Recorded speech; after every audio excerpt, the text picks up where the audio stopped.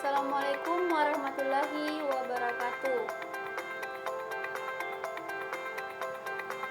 Perkenalkan, nama saya Reski Awalia, mahasiswa Prodi Pendidikan Bahasa Indonesia dengan NIM 2018-310209. Kali ini saya akan memenuhi salah satu tugas mata kuliah Perencanaan Pembelajaran Bahasa dan Sastra Indonesia.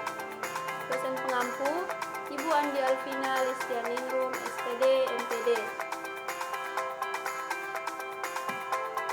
Kali ini saya akan membahas materi mengenai penyusunan silabus. Ada 5 poin penting yang akan saya bahas dalam materi kali ini. Yang pertama, pengertian silabus. Kedua, komponen silabus.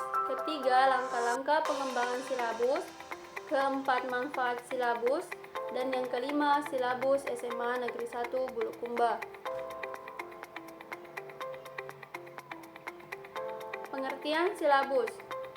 Silabus adalah rencana pembelajaran pada suatu dan atau kelompok mata pelajaran atau tema tertentu yang mencakup standar kompetensi, kompetensi dasar, materi pokok atau pembelajaran, kegiatan pembelajaran, indikator pencapaian kompetensi untuk penilaian, alokasi waktu, dan sumber belajar. Silabus merupakan seperangkat rencana serta pengaturan pelaksanaan pembelajaran dan penilaian yang disusun secara sistematis yang memuat komponen-komponen yang saling berkaitan untuk mencapai penguasaan kompetensi dasar. Komponen silabus. Komponen silabus terdiri atas identitas mata pelajaran, identitas sekolah, meliputi nama satuan pendidikan dan kelas, kompetensi inti, kompetensi dasar, tema yang terkhusus untuk pendidikan tingkat SD, materi pokok memuat fakta, konsep, prinsip, dan prosedur yang relevan dan ditulis dalam bentuk butir-butir sesuai dengan rumusan indikator pencapaian kompetensi. Pembelajaran yaitu kegiatan yang dilakukan oleh pendidik dan peserta didik untuk mencapai kompetensi yang diharapkan. Penilaian merupakan proses pengumpulan dan pengelolaan informasi untuk menentukan pencapaian hasil belajar. Alokasi waktu, sumber belajar dapat berupa buku, media cetak dan elektronik, alam sekitar, atau sumber belajar lain yang relevan.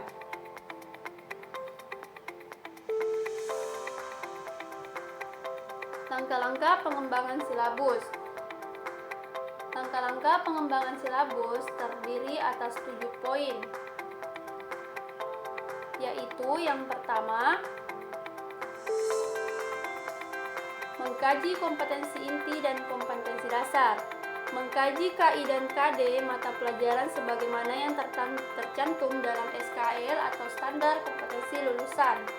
Yang kedua, mengidentifikasi materi pokok atau pembelajaran, mengidentifikasi materi pokok atau pembelajaran yang menunjang pencapaian kompetensi dasar. Yang ketiga, mengembangkan kegiatan pembelajaran. Kegiatan pembelajaran dirancang untuk memberikan pengalaman belajar yang melibatkan proses mental dan fisik dalam rangka mencapai kompetensi dasar. Yang keempat, merumuskan indikator pencapaian kompetensi. Indikator merupakan penanda pencapaian kompetensi dasar. Indikator digunakan sebagai dasar untuk menyusun alat penilaian. Yang kelima, menentukan jenis penilaian. Penilaian pencapaian kompetensi dasar siswa dilakukan berdasarkan indikator. Penilaian dilakukan dengan menggunakan tes dalam bentuk tertulis. Yang keenam, menentukan alokasi waktu. Penentuan alokasi waktu pada setiap KD didasarkan pada jumlah minggu efektif dan alokasi waktu mata pelajaran per minggu. Alokasi waktu merupakan perkiraan waktu rata untuk menguasai KD yang dibutuhkan oleh siswa yang beragam.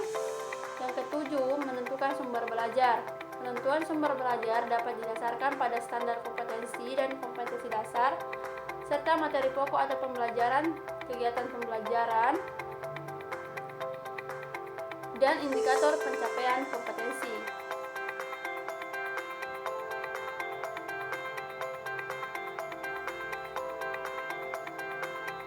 Manfaat silabus.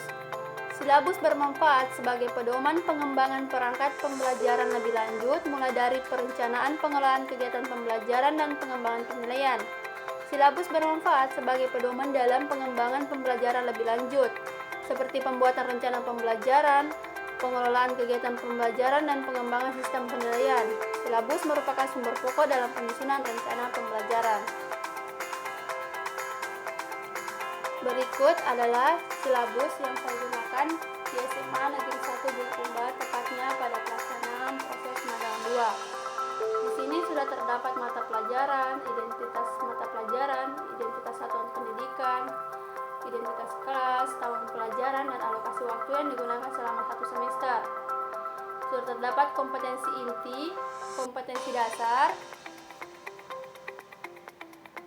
Di sini saya mengambil kompetensi dasar 3.1, yaitu mengidentifikasi teks laporan hasil observasi yang dipresentasikan dengan lisan dan tulis.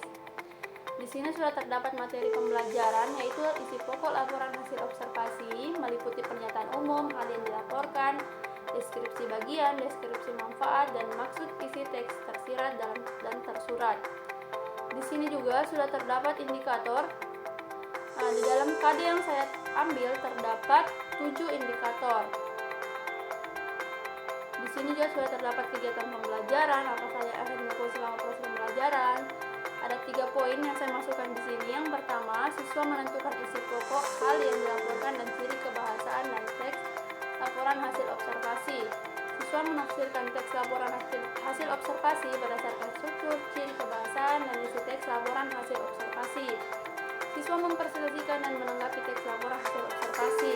Di sini juga sudah terdapat tujuan pembelajaran, metode pembelajaran, di mana di sini saya mengambil metode discover learning. Alokasi waktu untuk KD 3.1 ini, alokasi waktunya yaitu 4 jam pelajaran, yaitu 4 kali 45 menit dengan 2 kali pertemuan atau tatap muka. Terdapat media dan sumber belajar, dan terdapat cara penilaian, yaitu lisan, tertulis, penugasan, dan portofolio. Itulah pemaparan materi dari saya. Sekian dan terima kasih. Semoga bermanfaat. Wassalamualaikum warahmatullahi wabarakatuh.